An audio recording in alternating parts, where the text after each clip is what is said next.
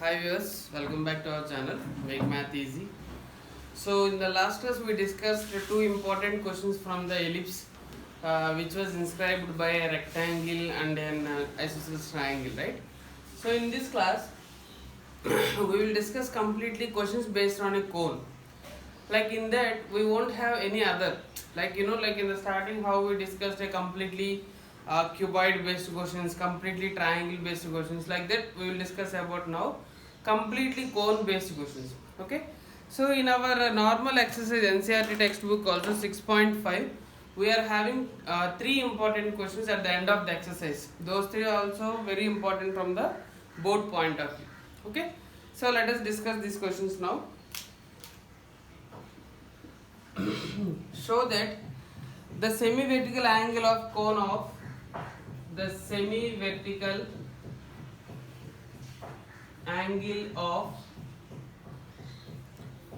the maximum volume and the given slant height of the maximum volume and given slant height is some cos inverse 1 by root 3, they said.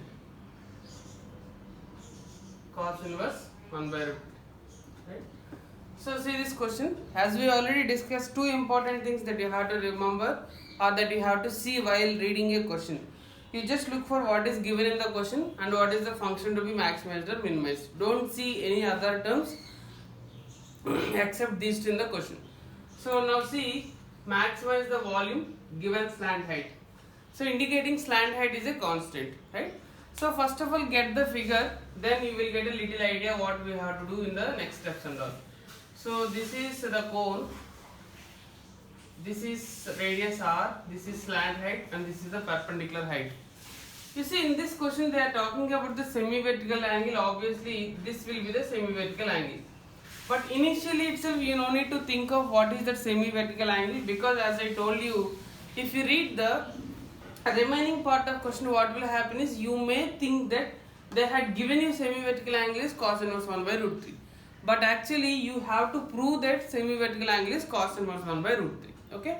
So let us see what and all they had given and what is the how we can use the given relation and all.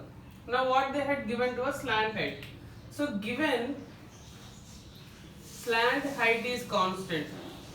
This is the first thing that we are having in the question. So slant height is constant in the sense L is constant. So from this triangle we can get the relation L square is equal to H square plus R square. This is the first relation we are having. We can modify this little later according to our question, but as of now this is the condition to from the given point of view. But we don't know whether we have to find R value, H value, that we don't know. Once if we write the function, then we will get the idea. Now you see they have else given that volume is the function that has to be maximized. Volume of a cone is 1 by 3 pi r square h, right? So here it is very clear that I am having two variables r and h. So I have to convert either r into h or h into r, because I have to get into a single variable. You see here from this already I am having r square value, so I will substitute that as an L square minus h square into h. Why? Because if I want to convert h into r means what will happen, from this h value will be square root of L square minus r square. Unnecessarily radicals will come into picture. But if I go for r square substitution, my procedure will become simple, right? So simplify this further, this will be 1 by 3 pi is the constant, and if you multiply L square h minus h cube, this is v. Okay. So obviously L is a constant here because slant height is constant, pi is constant, 3 is constant, only h is the variable here. So apply differentiation with respect to h. dv by dh is equal to 1 by 3 pi. L square h differentiation will become L square because h differentiation is 1 with respect to h. 3h cube differentiation is 3h square. So after this what we will do, we will equate dy by dh to 0, then we will be getting L square is equal to 3h square, because 1 by 3 pi if we send to other side it will be anyway 0. So L square equal to 3h square means L is equal to root 3h we are having. Okay. Now this is the turning point that we are getting. Let us see from this figure What is the semi-vertical angle we will see. Now the question is, when you place a theta here, I can find sin theta, cos theta, tan theta, anything I can find. What is the trigonometric function I have to find? See, this inverse trigonometric function will give you idea what is the trigonometric function you have to find from the triangle.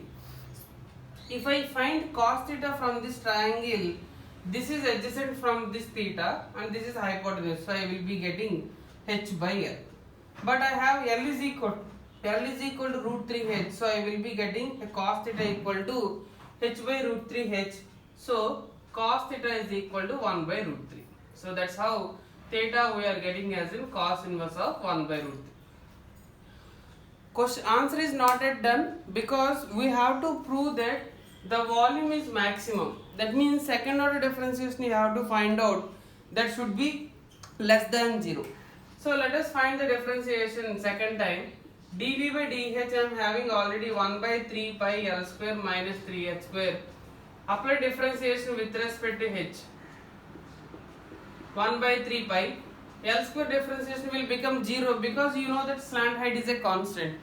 Minus 3h square differentiation will become 6h. Whatever may be this h value, pi is a positive. This value will be always be less than 0. Therefore, volume is maximum, yet turning point is L is equal to root 3h. So this is how you have to read the question and understand the question. Initially itself I am telling you again, please don't read the entire question at the same time, because sometimes what will happen, it may take you, you may mislead with the question.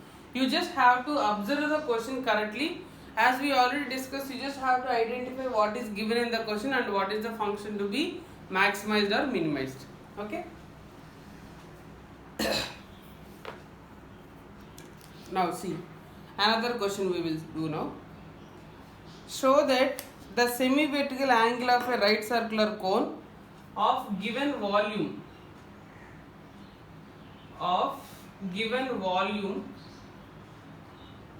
and least curved surface area,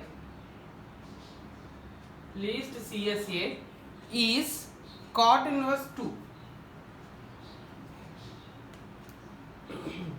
Is cot inverse root 2.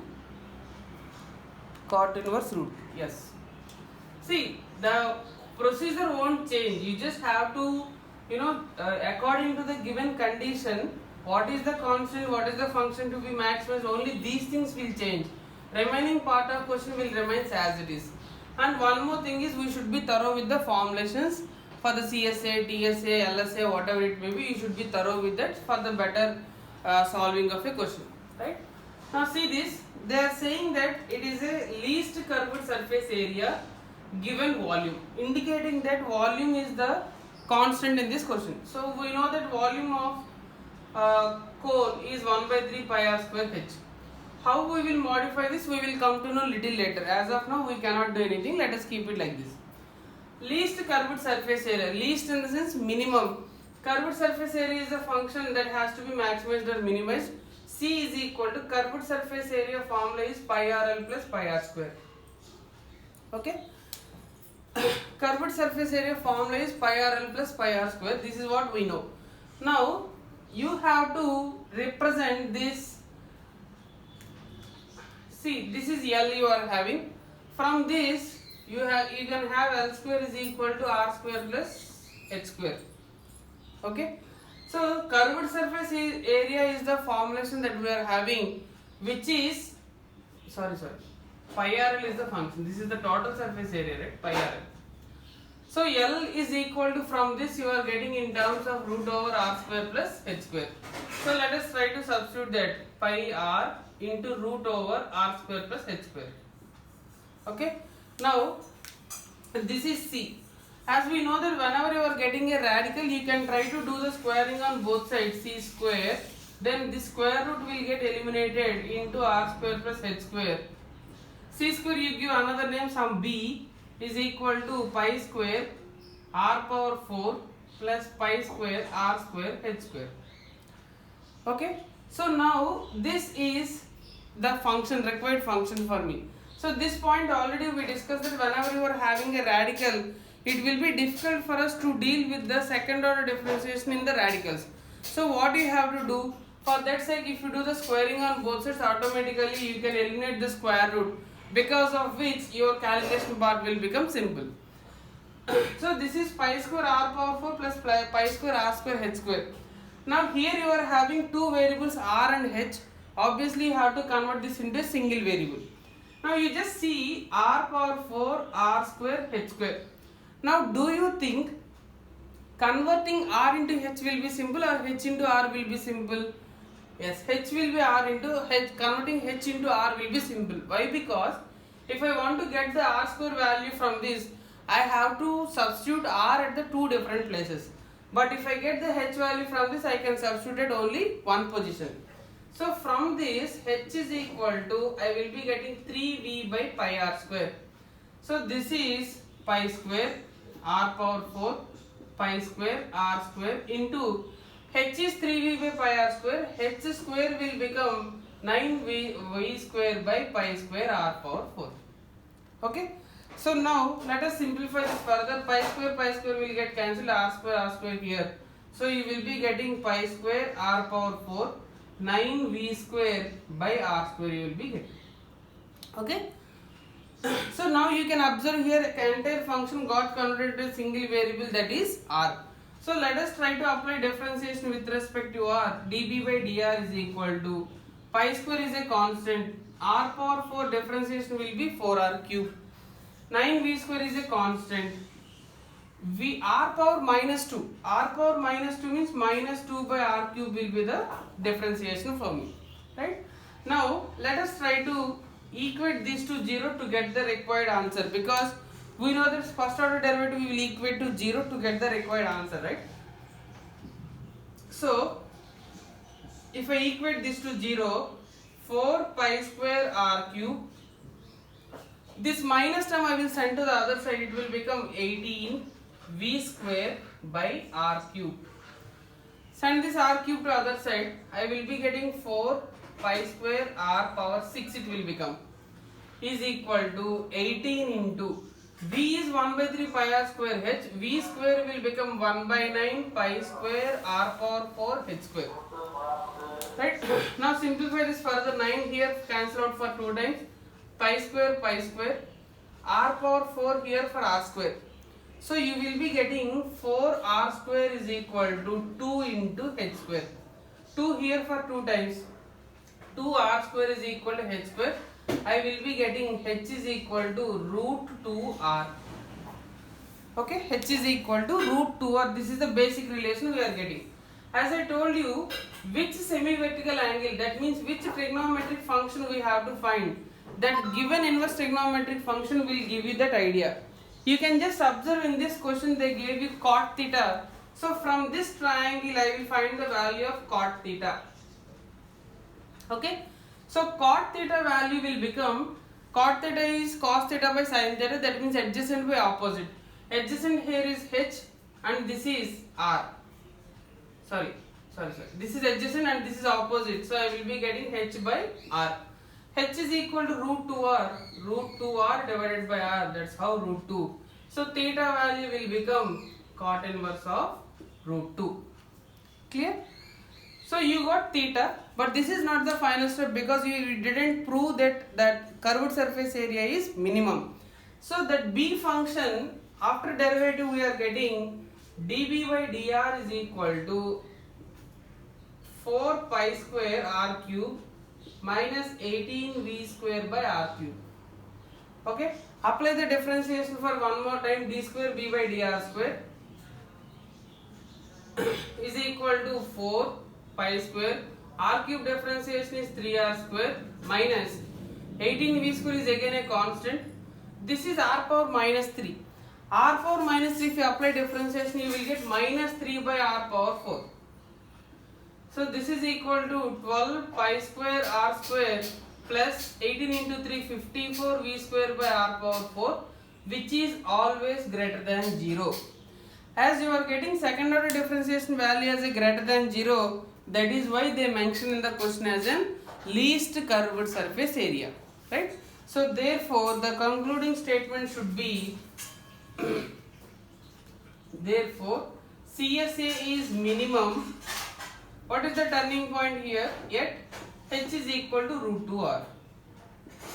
Right? See how simply we got the question. The only part that you have to understand is what is given to us, what is the function to be maximized or minimized, and accordingly you just have to modify your question. Then once if you are able to convert two variables into a single variable, your calculation part will become too simple. Okay? Right. Hope you enjoy this video. If you have any doubt, just try to post your doubts in the comment section. We will discuss in the next class. Thank you for watching.